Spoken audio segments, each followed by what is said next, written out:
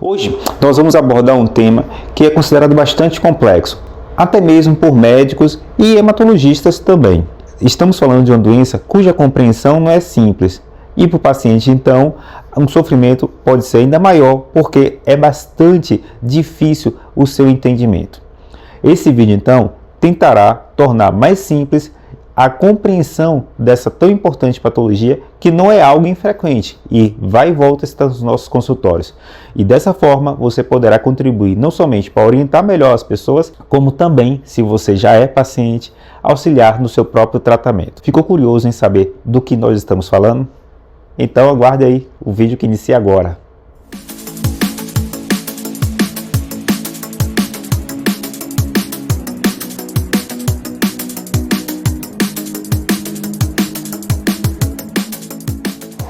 Olá, meu nome é Gedson Cruz, sou hematologista, criador e editor do canal de hematologia Hemato na Web. Vamos ficar aqui alguns minutos, importantes minutos, falando de algo importante e relevante acerca da hematologia ou da medicina de forma geral. Lembrando que uma das missões do Hemato na Web é tornar mais simples e compreensível temas relacionados com a hematologia, temas da medicina que estejam relacionados diretamente ou indiretamente ao sangue. Hoje, para ser mais específico, vamos falar de um problema em que a medula óssea está doente, fazendo com que o sangue periférico, ou seja, aquele sangue que a gente visualiza quando coletamos o hemograma, esteja alterado.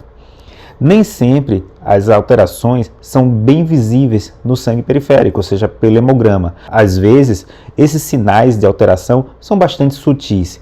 Então, a desconfiança do médico, do profissional, é muito importante para que o diagnóstico seja realizado de forma adequada, de forma precisa, de forma rápida e assim poder ser instituído também o melhor tratamento. Mas que doença é essa? Eu peço um pouquinho de sua paciência para a gente fazer uma pequena analogia. Imagine uma situação em que uma pessoa de cerca de 40 anos de idade e tem um hemograma normal. Certo momento depois, começa a ter anemia. E aí, durante a avaliação médica, flagra-se então essa anemia e começa a investigação. E nota-se que esse paciente não tem falta de ferro, não tem falta de vitaminas como B12, B6, não tem falta de outros elementos que também são necessários à produção de sangue.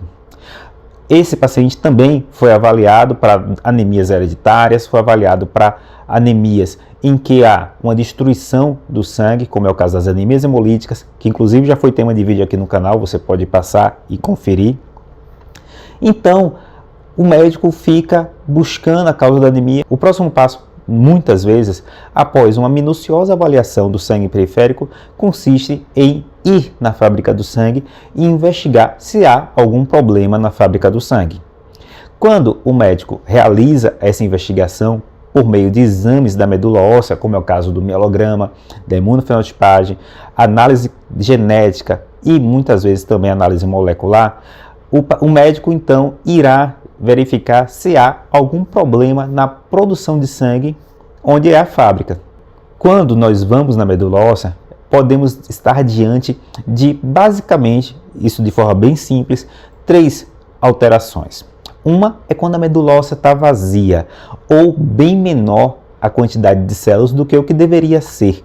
Chamamos essa situação de aplasia de medula ou hipoplasia, respectivamente.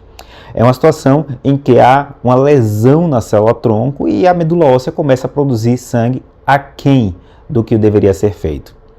Outro ponto que deve ser avaliado é basicamente o extremo oposto, em que a medula óssea está muito cheia, só que cheia de células alteradas. Essas células malignas, que no caso da medula óssea, as células malignas do sangue são chamadas de blastos e estamos diante de uma leucemia aguda. Mesmo com o sangue periférico diminuindo a quantidade de células, pode acontecer a medula óssea ter uma leucemia aguda. Porém, existem casos que não são leucemias agudas e não são as aplasias de medula, hipoplasia de medula. São casos que estão entre um e outro. São os casos que nós chamamos de mielodisplasia, ou também chamado síndrome mielodisplásica ou neoplasias mielodisplásicas. Mas em que consiste? Você falou, você exemplificou os extremos e não explicou detalhadamente o que caracteriza a mielodisplasia em relação às outras, distinguindo-as. Pois bem, imagine a medula óssea de uma pessoa de 40 anos, como é o caso do paciente que eu coloquei em questão, que era para produzir uma X quantidade de sangue e produz menos. E a medula óssea aparentemente está até produzindo bem, só que não está saindo da medula óssea. Nós chamamos de eritropoese ineficaz. É como se fosse um controle de qualidade da medula óssea, fazendo com que o sangue que era para sair não saia da medula óssea, indo para o sangue, portanto, e por causa disso ocorre anemia, pode ocorrer plaqueta baixa, que é a trombocitopenia, leucopenia ou até mesmo todas as células estarem baixas ao mesmo tempo. Esse controle de qualidade, quando ocorre uma perda desse controle de qualidade, de forma bem simples para que você possa compreender, é o que nós chamamos de síndrome mielodisplásica. E por que ocorre isso? Essa perda da capacidade da medula óssea de produzir adequadamente o sangue, fazendo com que as células não saiam da medula óssea, é muitas vezes causada por alterações genéticas, alterações moleculares. Essas alterações fazem com que estruturas que estariam normalmente expressas na superfície da célula não está, e em consequência disso, elas são destruídas por apoptose. Só que tem um passo mais além. Essa perda de controle do crescimento da medula óssea pode ir mais além, fazendo com que ela pule para o outro extremo, que é o que chamamos de transformação leucêmica, quando ocorre uma mielodisplasia e esse paciente tem a progressão para uma leucemia mieloide aguda. É isso que muitas vezes gera confusão. Por quê? Porque muitas vezes o paciente tem como primeira manifestação da mielodisplasia a anemia. E aí a gente ouve muitas vezes no senso comum que o paciente X tinha anemia e virou leucemia, quando na verdade não é. Aquele paciente possuía, na verdade, uma anemia causada por uma outra doença, que era a mielodisplasia. E a mielodisplasia, sim, pode ter uma porcentagem de pacientes em que o desfecho não seja legal. O paciente pode evoluir para a leucemia mieloide aguda. Mas tem como eu saber se o paciente vai evoluir para a leucemia aguda ou se o paciente não vai evoluir? A resposta para essa pergunta é mais ou menos. Se você está gostando desse conteúdo, deixa aí o gostei e comente aí do que você está achando. Se esse tema você acha complexo, você acha que eu poderia aprofundar mais? Pois bem, vamos continuar. O que existe após a realização do diagnóstico de mielodisplasia, da síndrome mielodisplásica, alguns chamam simplesmente de SMD, é que nós realizamos ao mesmo tempo do diagnóstico uma série de outros exames, como afirmei anteriormente, exames para avaliar se tem alterações genéticas, exames para avaliar se tem alterações moleculares. Esses exames são de suma importância para o que nós chamamos de avaliação prognóstica, ou simplesmente chamada também estratificação de risco. Hoje, mais do que nunca, e a tendência do futuro da hematologia é essa, que nós aprofundemos cada vez mais nessas alterações moleculares, inclusive incluindo estudos genéticos baseados em sequenciamento de genoma. Isso mesmo, aquele sequenciamento de genoma que era algo que era impensável há poucos anos atrás, hoje já pode fazer parte da avaliação de prognóstico do paciente portador de mielodisplasia. E em consequência disso, eu posso ter um diagnóstico de um paciente que ainda tem uma doença bem inicial, às vezes até assintomática, uma anemia leve, por exemplo, mas que tem uma alteração importante no painel molecular obtido por meio de sequenciamento.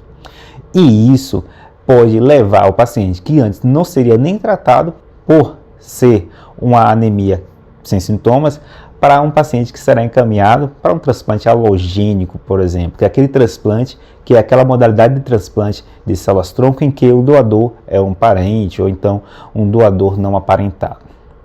Pois é, a mielodisplasia, mielodisplásica, tem essa peculiaridade. É um grupo bastante heterogêneo de doenças, por isso a complexidade. Por isso muitas pessoas não se dedicam a aprofundar o estudo nisso, porque realmente é uma área da hematologia que envolve a necessidade de ter conhecimentos de genética, de biologia molecular, de patologia, enfim, de situações que muitas vezes um médico comum não é treinado o suficiente para fazer o diagnóstico.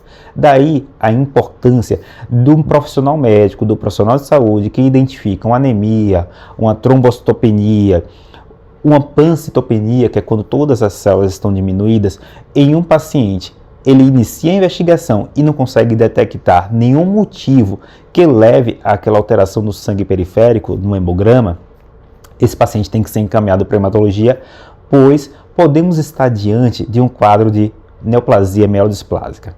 E como afirmei, o tratamento depende muito, pois se for um caso em que o paciente tenha poucos sintomas, muitas vezes somente a observação, principalmente se esse paciente é considerado de baixo risco. Isso mesmo, aquela avaliação molecular, aquela avaliação genética que eu faço no momento diagnóstico vai dividir os pacientes em grupos de risco, ou seja, pacientes com muito baixo risco, pacientes com baixo risco, risco intermediário ou até mesmo risco muito elevado. Esses pacientes, conforme a estratificação de risco, conforme os sintomas, a necessidade de transfusão, são fatores, entre outros, que levarão o médico a decidir qual tratamento a ser feito. E esse tratamento, como afirmei, pode ser desde a suplementação de proteínas e sais minerais, a reposição de hormônios, como é o caso de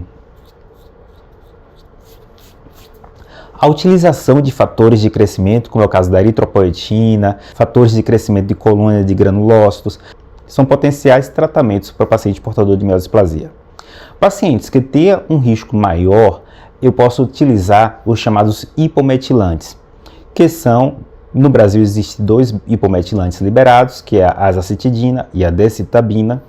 Os dois possuem respostas equivalentes, algumas diferenças entre um e outro, e principalmente a forma de utilização, mas são modalidades de tratamento que também podem ser utilizadas quando o paciente tem um risco maior. Eu posso até mesmo lançar a mão de quimioterapia, se eu desejo reduzir blastos. Isso mesmo, os blastos podem estar presentes no diagnóstico da mielodisplasia e são também um fator prognóstico. Daí a importância de ter uma referência de laboratório bastante boa, em que eu encaminho uma amostra de um paciente e essa amostra é minuciosamente avaliada e contada de forma adequada a porcentagem de blastos para que eu possa ter a melhor estratificação de risco, pois poderá implicar na escolha do tratamento. E por fim, até mesmo um transplante medula óssea em casos selecionados. Geralmente pacientes mais jovens, pacientes que possuem doadores, é uma coisa que a gente é muito mais complexa de utilizar em pacientes mais idosos ou pacientes que têm já diversas comorbidades. Enfim, a mielodisplasia é uma doença que nós devemos sempre estar atentos, principalmente aquele paciente que é mais idoso, paciente que já tem um tratamento oncológico prévio, ou seja, nada impede que uma mulher que tratou um câncer de mama, um câncer de útero, um homem que fez radioterapia de próstata, enfim, outras modalidades de tratamento também pode aumentar o risco de o paciente possuir mielodisplasia. Daí a importância de outros profissionais de saúde, de outros médicos, saberem que aquele paciente com anemia, trombocitopenia, uma leucopenia, e você busca uma possível causa, não consegue detectar, podemos estar diante da mielodisplasia e daí a necessidade de você intervir tanto para diagnóstico como para tratamento de forma mais rápida e precisa para poder assim oferecer a melhor qualidade de vida para o paciente. Tá legal? Se você chegou até aqui, mais uma vez eu quero agradecer por você ter ficado até o final assistindo esse vídeo. Deixa aí o gostei se você achou legal. Comente aí, fiquei até o final e diga também o que você achou do vídeo, pois assim a gente cresce enquanto comunidade.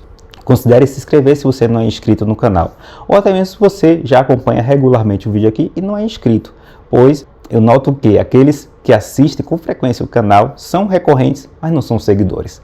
E eu conto com a sua colaboração para que a gente possa crescer enquanto comunidade. Tá legal? Espero que vocês fiquem todos muito bem e até a próxima.